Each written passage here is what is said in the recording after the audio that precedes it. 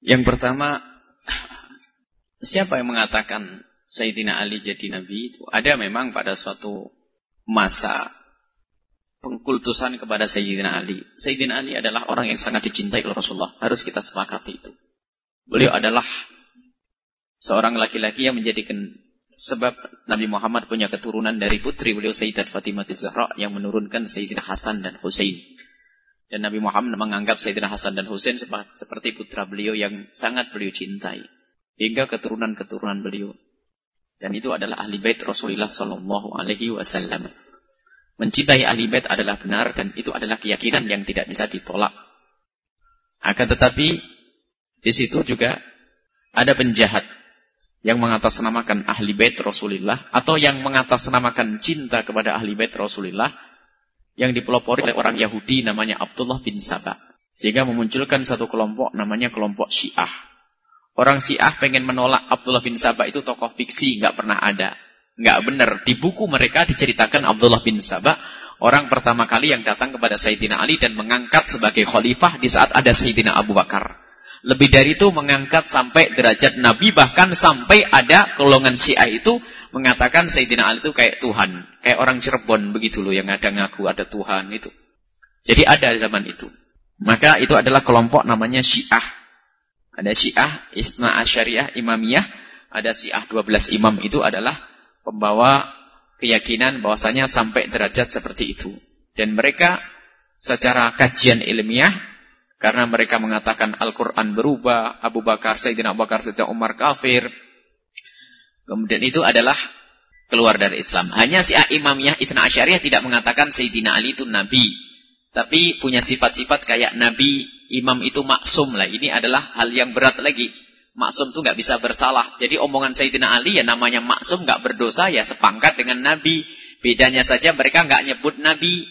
Tapi ya kualitasnya menurut mereka kayak Nabi ya. Artinya kayak membuat Nabi palsu. Makanya kelompok ini adalah sesat. Bahkan ulama banyak mengatakan keluar dari Islam. Maka jangan dekat-dekat dengan istilah Syiah. Itu ada. Kemudian banyak nabi di akhir zaman ya. Kalau itu bukan di akhir zaman, itu di awal zaman. Zaman Sayyidina Ali itu ya. Bukan akhir zaman. Sampai sekarang masih terus berkembang keyakinan-keyakinan sesat semacam itu. Kemudian Albani, tidak tahu kenapa harus tanya dengan Albani. Albani itu hidup pada masa sekarang ini. Meninggal belum lama, 6 atau 7 tahun yang lalu. Jadi orang akhir zaman, bukan salaf. Akhir zaman sama dengan ulama-ulama akhir zaman.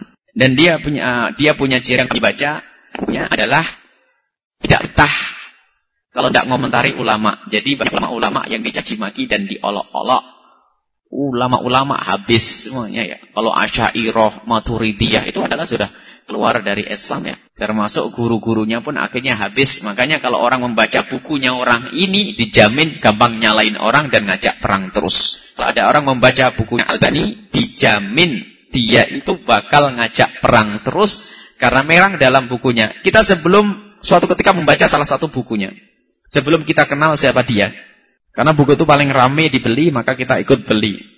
Tentang sifat sholat kalau tidak salah waktu itu ya. Sifat sholat atau yang ternyata dikit-dikit nyalain. Loh, kok begini? Kok kalau fikih perbandingan kan lembut. Ulama itu menyebut fikih 4 madhab kan. Ini pendapat menurut madhab ini, begini. Tidak dibarengi dengan cacian. Tapi kok ini kok banyak cacian? Wah, ini banyak bahaya. Setelah itu baru kita punya kerinduan ingin tahu siapa orang ini. Ternyata subhanallah hampir semua bukunya. Waduh, luar biasa. Sehingga sampai Imam Bukhari ini bisa habis itu. Jadi ini kita bertanggung jawab kalimat ini. Bukhari Muslim itu banyak hadis dhaif menurut dia. Karena menurut orang yang mengikutinya ini adalah Bukhari zaman sekarang itu. Pala ahli hadis yang lainnya mah kecil. Waduh. Habis. Makanya kalau sudah yang mengatakan sahih orang ini bakal dipanut ya. Mereka yang larang taklid sangat taklid dengan orang ini.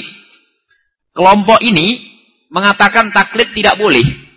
Tapi kalau sudah omongannya Albani itu kayak omongannya Nabi. Maksudnya taklidnya luar biasa. Nggak boleh yang lainnya itu menentangnya.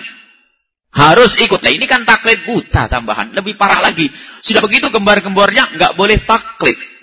Jadi tolong kalau ada buku di rumah karangannya Albani, cobalah kalau dicermati itu dijamin ngajari jelek-jelekin orang. Itu langsung. Karena silsilahnya adalah mulai dari suyukh kita amati, kemudian kita punya buku punya catatan bahwasanya buku hadis-hadis itu banyak disalahkan. Hadis Bukhari Muslim pun dikatakan dhaif. Ada sebagian beberapa hadis di Imam Bukhari dan Muslim dhaif. Bahkan ada komentar kecil yang luar biasa. Suatu ketika Imam Bukhari kan menakwili kullu syai'in halikun illa wajh. Semua itu akan hancur kecuali wajah Allah, kan? Wajah Allah itu Imam Bukhari mengatakan mulkuh kerajaan Allah. Ini ada catatan tambahan dari Albani ini, catatan kalimat bagus sekali, luar biasa. Albani mengatakan, karena Albani itu anti takwil, tidak mau dengan takwil. Apa kalimat yang diucapkan?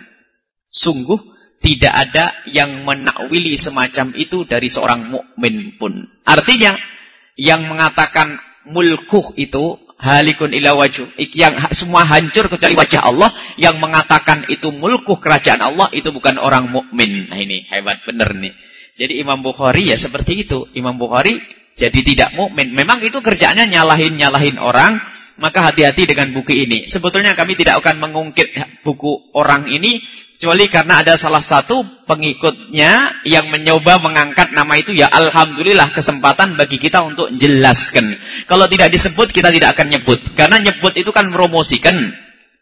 Nyebut nama itu kan mempromosikan. Karena sudah disebut kita harus jelaskan siapa dia. Sudah begitu katanya kita ngolok-ngolok dia. Bukan, saya hanya menjelaskan dia itu suka ngolok-ngolok orang. Dan saya datangkan buktinya. Kalau di televisi kita sebutkan satu-satu. Saya tidak ngolok. Saya hanya mengatakan dia itu suka ngolok-ngolok orang. Sudah begitu disebar. Ini tidak menghormati ulama ini. Loh, menghormati itu bagaimana? Menghormati itu mencaci maki itu apa? Saya tidak mencaci. Kita hanya menjelaskan bahwasanya ulama itu, orang itu suka ngolok-ngolok ulama. Kita punya catatannya, bukan puluhan, ratusan loh ya. Kalau kita ngolok-ngolok ya. Bisa dibuktikan kalau pengen duduk, kok bisa ratusan, kok berlebihan. Disebut nanti siapa saja bakal salah. Mulai dari Zahabi, mulai dari ini. Aduh, semuanya akan punya catatan. Sehingga ada, ini yang harus diperhatikan tentang orang itu. Namanya Syekh Muhammad Nasiruddin Al-Albani. Nah ini kalau punya buku karangan orang ini, sudahlah. Kalau ibu baca, dijamin nanti ribut sama istri. Ribut sama ustadz. Ribut sama ini, sudah. Dia mengajak ijtihad, tidak boleh orang taklid, ngelarang orang taklid kepada Imam Syafi'i, ngelarang orang taklid kepada yang lainnya, tapi diam-diam harus taklid kepadaku, kan begitu. Ini kan bahaya. Kalau suruh milih ya jangan jauh, gimana Imam Syafi'i, gimana ulama akhir zaman ini, siapapun dia ya tidak ada apa-apanya dengan Imam Syafi'i. Orang besar baik itu hidupnya di akhir zaman ini. Orang ngaku Nabi kok tidak dibunuh saja, mestinya memang begitu. Mestinya memang harus dibunuh karena orang murtad itu. Orang murtad mestinya harus dibunuh. Mestinya itu adalah tidak bisa dilakukan. Karena pemerintahan kita kan bukan pemerintahan Islam yang menegakkan syariat. Sehingga yang namanya kemaksiatan juga masih berjalan selain Nabi.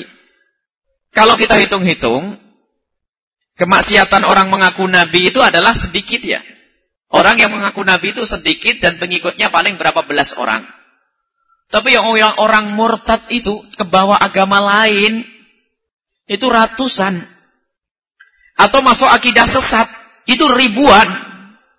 Jadi orang yang membawa akidah sesat, ya kita katakan saja Albani itu paling mudah menyesatkan orang lain ya. Sebetulnya kita ringan saja. Yang sesat ya kamu sendirilah. Yang kebawa ini lebih banyak harus ditolong. Oh, nggak ada orang baik, nggak ada orang selamat. Katanya menghormati, tapi sesat. Ini tawasul sesat, ini sesat. Semuanya sesat, nggak ada orang yang benar lah ini. Yang kebawa kelompok ini lebih banyak, dan ini juga harus dicermati. Dan penyesatan melalui label Islam itu lebih berbahaya. Ahmadiyah. Kalau dihitung-hitung, mana lebih bahaya Ahmadiyah dengan orang yang ngaku Nabi di mana? Di Cirebon ya? Ngaku Tuhan ya? Itu mah kecil, pengikutnya paling berapa? Dan orang langsung tahu itu nggak benar kan? Tapi yang pakai label Islam itu loh yang berbahaya. Ribuan orang ikut nggak sadar. Jadi kita harus kompak serempak. Alhamdulillah ada yang menghentikan mereka. Tolong didukung itu, ada proses pengadilan di Sumber itu. Tolong didukung itu. Dari kawan-kawan yang mencoba untuk menjebloskan orang ini kepada hukuman yang berat untuk pelajaran bagi yang lainnya. Tapi sisi lain kita juga berjuang. Dengan seperti menyelamatkan akidah. Agar orang tidak keluar dari akidah Asy'ariyah. Akidah Asy'ariyah, Salafiyah yang benar, ada Salafi palsu loh ya. Ada Salafi yang benar, akidah Asy'ariyah pengikut Abul Hasan Al-Asy'ari, akidah yang benar, Salafi benar, Sufiyah yang senang dengan torekohnya para ahli tasawuf yang benar. Ini pengen kita kembalikan orang ini. Orang sudah mulai banyak keluar ini. Anti tasawuf, anti asy'ariyah. Biarpun mereka